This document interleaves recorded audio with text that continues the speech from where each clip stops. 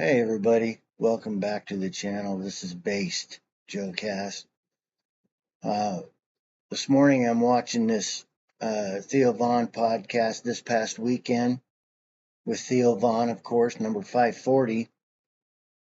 And he has JD Vance on the podcast.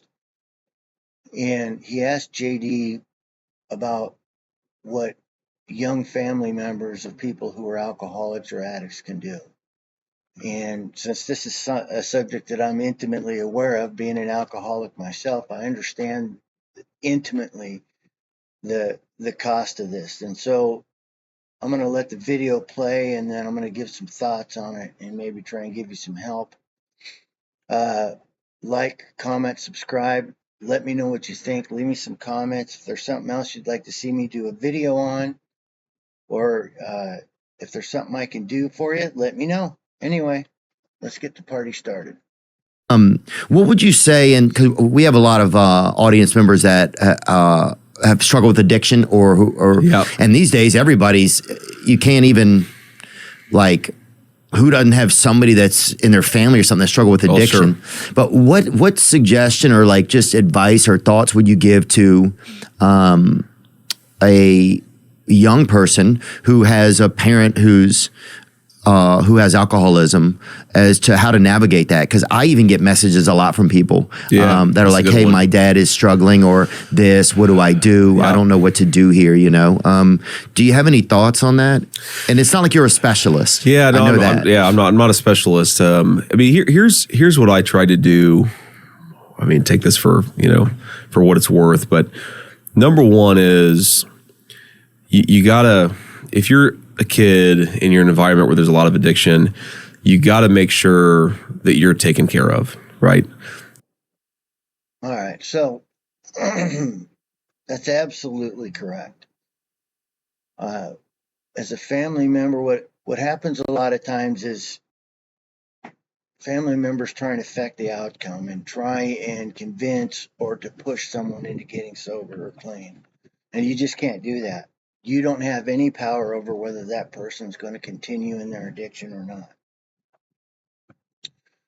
So the only thing that you can do is be there and be in sound right mind and body for when they need your help. And when they need your help, they're going to ask for it.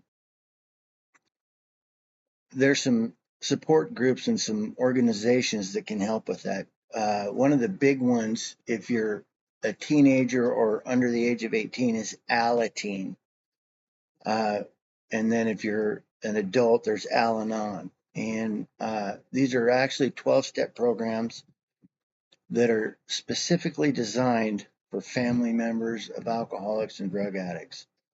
I'll leave a link to them in the comment section for this. And if you're having a problem or if you're in this situation, why don't you go ahead and check it out? Let's get back to it. Like, don't get yourself in such a situation where it's not just your parent that is struggling, but it becomes you that's struggling too, right? Because you can't help them out. You can't help them out unless you're able to take care of yourself first, right? That's number one. I think number two is, as hard as it is, man, and shit, I know this very well because there were times when I had some very angry moments with my mom. Don't get resentful and try to keep your heart as open as possible, right? You got to come. So that's a hard one. When you when you love someone who's addicted to drugs or alcohol, it's very easy to become resentful and to take the things that they're doing personally as if it's almost like an attack against you as a person. And that's the hard part, right? Is to not get bitter, resentful, and angry and then start acting out. And then all of a sudden, you've got a family where it's not just one person who's got problems, it's the second person who's got problems. And then you can end up in a situation where it's like, well, I'll show these guys, I'll show them, and I'll do this. And the next thing you know, that what happens a lot of times is the person who's bitter and resentful and angry because their parents are getting loaded, or their parent is getting loaded, or their brother's getting loaded. They end up getting loaded themselves. And so now all of a sudden what you've done is compounded the problems. Compartmentalize a little bit, right? There's the addict version, But then there's the version that, that read you a book when you were a kid, or there's the version that took you to, your favorite movie, or you try to hold on to the memories that are completely divorced from the addiction. Because I think if you allow yourself to become totally resentful, then it doesn't just affect them, it starts to affect you too, right? The hardest thing to do, we have a saying in recovery, is you have to love people where they're at. Being in recovery, I work with addicts and alcoholics. I do it's called service work, trying to give back to what was so freely given to me. And that's the hard part, is not remembering that there's actually a person in there, and trying to separate out the addiction from the person, right? Because when they're clean and they're clear-headed, they're good people, and they make good decisions. And I'll talk about myself. I would have, the things that I did when I was drinking, I would never do when I was sober, right? And that's the problem, is that when I'm in the middle of my addiction's running my life. I'm a slave to it. I don't have a choice in the matter. When I pick up that drink and I put that alcohol into my body, I don't have a choice whether I'm going to say or do these things or not. And I made a lot of promises to my family and to people who I cared about. And I truly meant those promises. But at the end of the day, I was powerless to make those promises come true, because it was the addiction that was controlling my life at that point. So, and this is what you're going to run into. And it gets to a point where you just don't believe anything we say. It doesn't matter what we say or what we do, you're just not going to believe it, because we've been full of shit most of the time. And you're tired of the lies, and you're tired of the manipulation, and you're tired of all the other crap that comes along with it.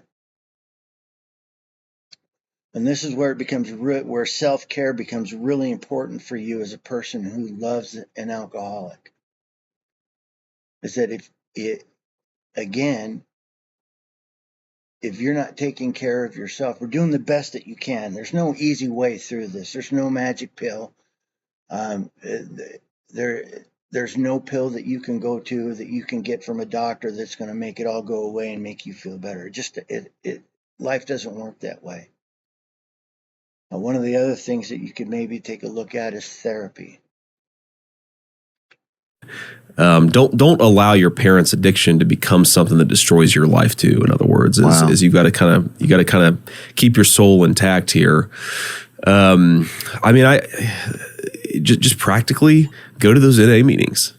I learned more about mom and her addiction going to those NA meetings, and I didn't always, it's not like it was like some eureka moment.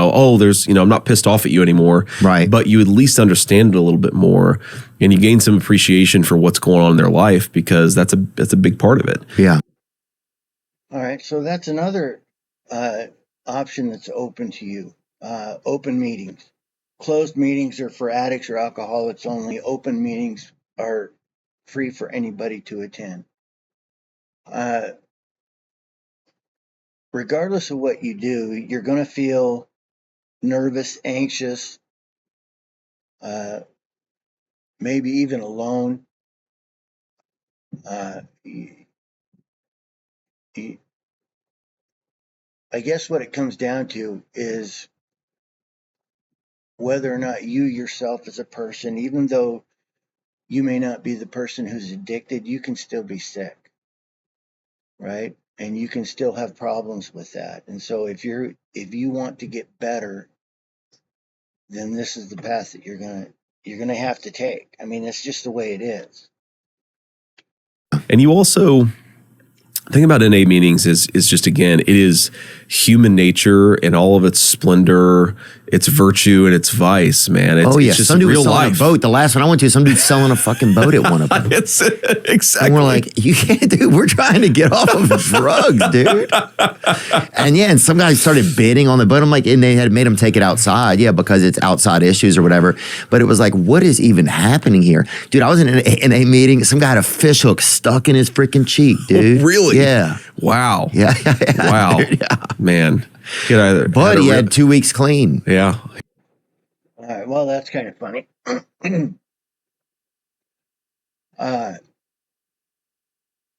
So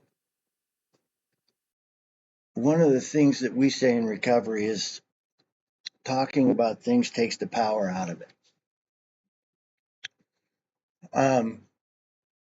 It's hard to talk about these kind of things, and it's hard to talk to other people because you don't know where it's going to go. Because once it leaves your mouth, you've got no control over what the people who are listening to you do with it. And so again, that makes it tough. There are therapists who specialize in this. I can't say enough about Al-Anon and Alateen. It's a program that's going to help navigate. It'll help you navigate your way through this. The thing of it is there's going to be work to do. No matter what path you choose, there's going to be work for you in this, because you're not working to try and get the other person sober. You're working to try and maintain your sanity. And that's the only way that this is going to work for you. He'd either had a really bad night or a really good night. Maybe both. Jesus. Who knows what happened? God dang, it's just like, all right, dude, catch and release, brother. Catch and release. He probably tried to come across the border. And I only say that because we've had a couple of Border Patrol agents on here, and so we've learned a good bit about it over the years. No, I had a Border Patrol agent who's clearly before you go. All right, so that's probably just about the end of what we need to cover. I'm going to do another video. I'm going to start doing some videos on this kind of thing because for one thing, it's something I'm passionate about, and something else, being involved in it for as long as I have, I'm kind of passionate about it as well, because the simple fact of the matter is that a 12-step program saved my life. So I hope you liked the video. Again, like, comment, subscribe, and I'll see you in the next one. Thanks.